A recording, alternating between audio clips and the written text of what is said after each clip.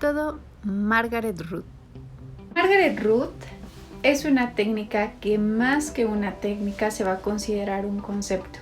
Esto es debido a que sus bases se fundamentan sobre la parte neurofisiológica, así como la parte de control motor. Por lo tanto, va a tener múltiples aplicaciones en alteraciones de las mismas. Y su aplicación se basa en la estereognosia, que es el reconocimiento de los objetos por medio del tacto, así como la sensación del movimiento. Por lo tanto, podemos decir que su principal fundamento es que el efecto y la función de esta técnica va a depender del estímulo sensorial adecuado que demos a un receptor adecuado. Así que la base de esta técnica va a ser el control motor. Por lo tanto, la repetición de las respuestas sensoriomotrices van a ser necesarias para el aprendizaje. Por lo tanto, va a ser muy importante tener un propósito y también tener un número de secuencias. ¿Cómo estructuramos la terapia? Número 1.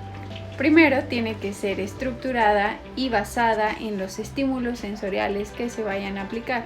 Por lo tanto, debe de haber estímulo extraceptivo así como propioceptivo. Número 2. Se debe de estimular de acuerdo a los dermatomas. Número 3. Se debe relacionar la dirección del estímulo de acuerdo a la sensación del movimiento antes propuesto. Número 4. La selección del estímulo cutáneo que se va a realizar. Puede ser con un cepillado rápido, puede ser con un toque ligero, puede ser con aplicación térmica, con estiramiento ligero o rápido, con estímulos ya sea visuales, gustativos o auditivos. Estos siempre tienen que ser acompañados de estímulos propioceptivos. Esto puede ser con alguna colocación, con alguna compresión intensa, con alguna distracción articular o bien también puede ser con estiramientos o resistencia.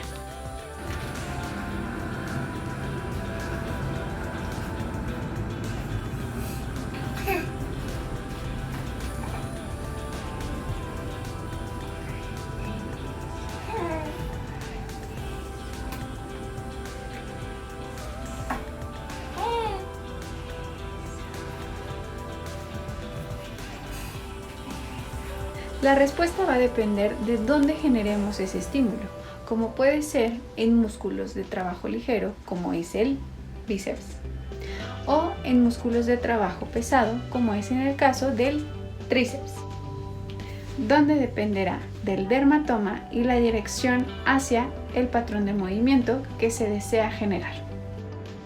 ¿Cuáles son los errores más comunes? 1.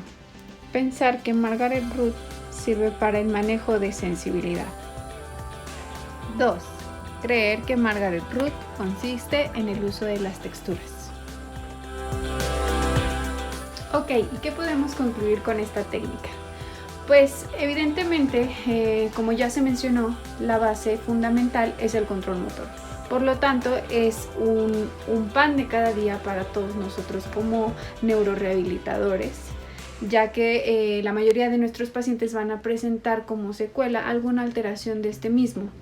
Entonces, lo más importante es tener claras los principios y los fundamentos de esta técnica para aplicarlos de manera adecuada, sin cometer los errores que anteriormente nosotros mal aprendimos o inclusive malinterpretamos a la hora de tener la información. Terapia de movimiento inducido por restricción del lado sano. Ahora voy a hablar sobre la técnica de movimiento inducido por restricción del lado sano. Es muy importante mencionar que el principio básico de esta técnica es la neuroplasticidad.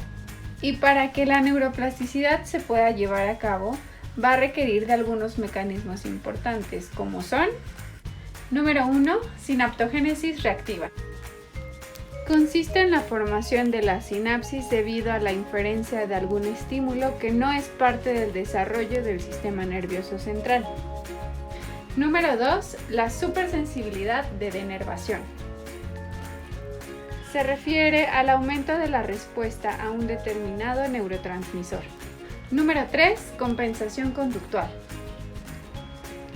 Luego de un daño cerebral, pueden desarrollarse nuevas combinaciones de conductas como el uso de otros grupos musculares o bien otras estrategias cognitivas. Número 4. Neurotransmisión por difusión sináptica. Esto se refiere a la eliminación de una fracción del neurotransmisor. Número 5. El desenmascaramiento. Estas son las conexiones neuronales en reposo que se encuentran inhibidas en un estado normal, pero pueden llegar a desenmascararse luego del daño cerebral. Número 6. Factores tróficos. Estos se relacionan con la recuperación cerebral luego de una lesión.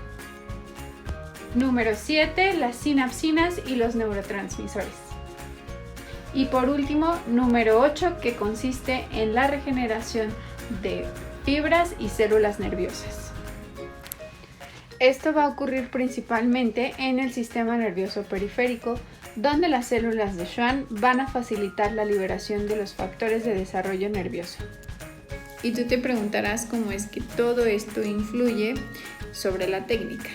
Al momento de aplicar esta técnica es importante mencionar que se genera un cambio en nuestro sistema nervioso central en respuesta a diferentes lesiones, mecanismos del entorno y demandas fisiológicas. Con esto va a haber una remodelación neuronal o puede haber nuevas sinapsis o bien creación de nuevas neuronas. Por lo tanto, esta técnica actualmente se define como la aplicación importante para las personas que cursan con alguna hemiparesia. ¿Cómo lo estructuramos? Lo primero y lo más importante es la sujeción del lado sano sin lastimar, así como tener el espacio adecuado para realizar las actividades. La terapia se va a llevar a cabo de 30 minutos a 1 hora por día, 5 veces a la semana, en un periodo de 3 a 6 meses.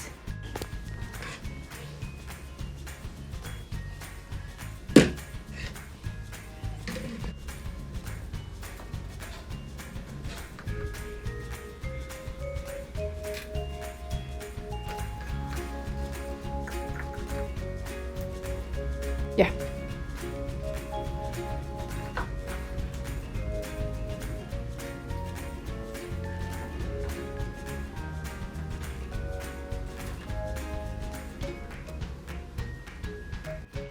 Los errores más comunes.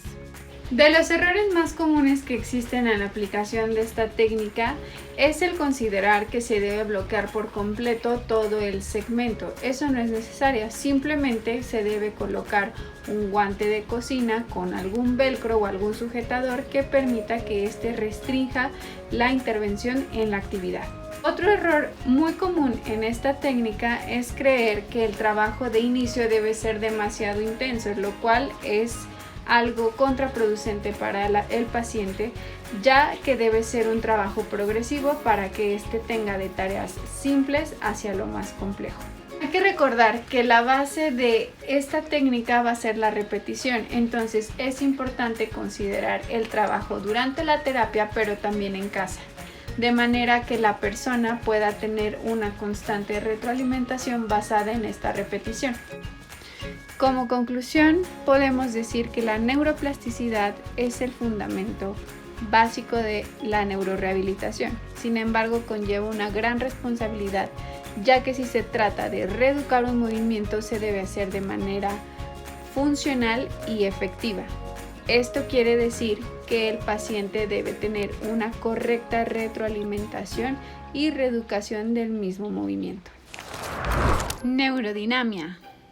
La neurodinamia es un método de evaluación y de tratamiento del aparato neuromusculoesquelético y centra su acción en la estimulación del sistema nervioso central y de las estructuras anatómicas que lo protegen por medio del movimiento. Esto quiere decir que va a influir de manera positiva en sus funciones fisiológicas, mecanosensitivas y biomecánicas.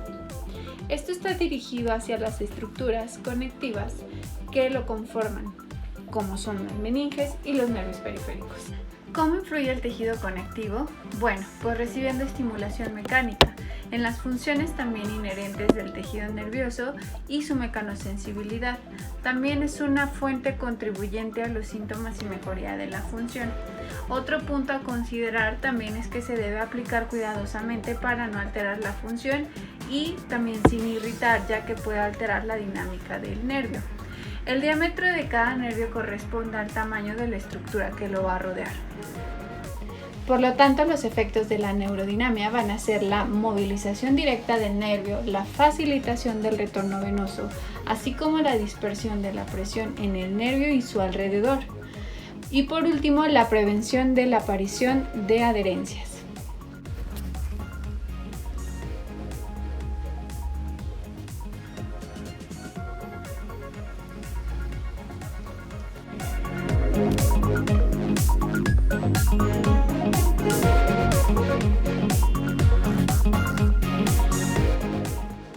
¿Cómo estructuramos la terapia? Para estructurar la terapia es importante realizar las pruebas de neurodinamia para saber si es necesario la aplicación de dicha técnica. El paciente siempre debe tener la correcta posición para evitar alguna irritación o alguna compresión nerviosa. También, una vez que se llevó a cabo la prueba y dio positivo, empezar los movimientos correspondientes para lograr el efecto de la neurodinamia. En caso de dar negativo, no es necesario realizar la técnica. Precaución. Debemos tomar en cuenta que el paciente bajo ninguna circunstancia puede tener fiebre, antecedentes oncológicos, consumo de esteroides, estados inflamatorios o procesos infecciosos y virales, drogadicción intravenosa, traumatismos, incluso fracturas mal consolidadas, colapso vertebral o tal vez alguna alteración importante de la sensibilidad. Esto podría causar un daño importante a nuestro paciente a la hora de realizar ya sea la prueba o el tratamiento.